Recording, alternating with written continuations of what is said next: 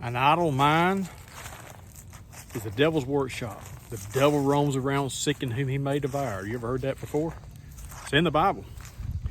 Kind of want to share with you a little bit about this week. We're short-handed at work, and they sent me to a different location of work at the college, a different building that we have, and I was down there by myself. I mean, there's people in the building, but it's a 30,000 square feet building, and I was in there cleaning and different things, and really not that hard to take care of, and I got done really fast, and man, I had some time on my hands, and down there for 2 days, and man, the old mind started working on me a little bit. The loneliness kind of set in, the lethargic, not wanting to do anything set in, and it's real good for a person to stay busy. Because if you're not busy, you start getting in your own head a little bit. The old enemy will start speaking to you. He'll start telling you things. He'll start sending some temptations your way because he's wanting to take that time that you have and use it for his advantage. Now, you can take that time that you have and use it for your advantage as well.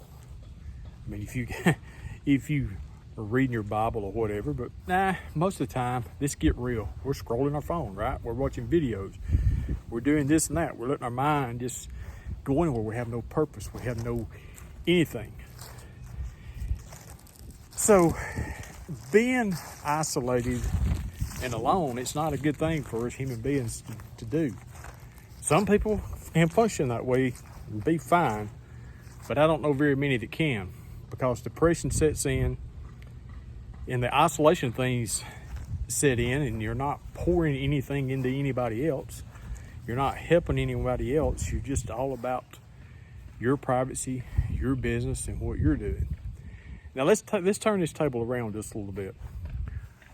Well, what about if you're a person that goes and does and all the time? You're a workaholic. You just got to stay busy all the time. Well, you could be a lonely person in that as well. You have to give yourself permission to relax, and you have to give yourself permission to work as well. You got to find that balance in your life. And the enemy can take both sides of that perspective, and it can really get blown out of proportion. Because if you're working all the time and you're always busy and you're always doing things, you don't have time for God. You're too busy for Him. You're too tired for Him. You don't have time for your family. Same goes. You're too busy.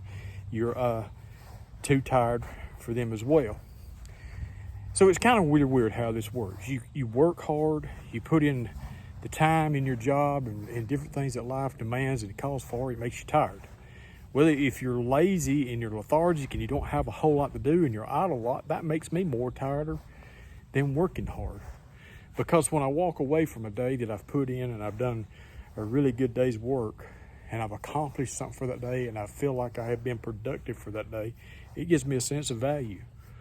It makes me feel like that I have done something for that day, that I did not throw the precious day that God gave me away. So that's another thing with the idle mind, the idle hand, is that if we are idle for too long of a period of time, we are wasting the precious quality of time in this life that God has given us. And I never want to waste one of His days.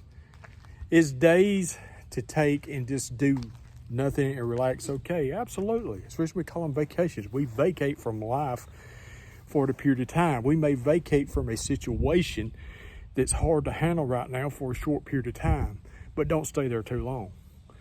Staying there too long is too dangerous, and that's when the depression and the lethargic and the attitude of I kind of like it here settles in. Kind of like the eagle story was that I heard just a couple of weeks ago, that there was this eagle's egg somehow ended up in a chicken coop, and the old chicken hen sat on that eagle egg, and that egg hatched, and she raised that eagle, and that eagle scratched the ground for worms just like the rest of the chickens. Well, there was an old wise eagle that flew over, and he swooped down there. He says, "What are you doing down here with all of these chickens?" He said, "Because I'm a chicken." He said, but that you look different. He says, no, I look a whole lot like you do. He said, you're an eagle, but you've been raised with these chickens all your life, and all you know how to do is look down at the ground and scrape and try to get worms. You never look up to see who you really are. So if we stay in a place for too long in our life, when we take those breaks and we don't have the mindset when we going, hey, I'm going to take a break from this a while. If we don't go into the mindset, hey, I'm giving myself a certain amount of time to relax here. I'm giving myself a certain time to break the monotony of the cycle of whatever I'm going through or whatever life is offering me right now. You need to say, hey, it's a week, it's a day, whatever it may be, but it doesn't need to be too long, because you don't want to be scratching for worms with the chickens. If you like this kind of content, and then maybe this has been encouraging to you in some way, somehow spoke to you, made you think or whatever, hit that like and that subscribe button, and I'd really appreciate it. Have a great day.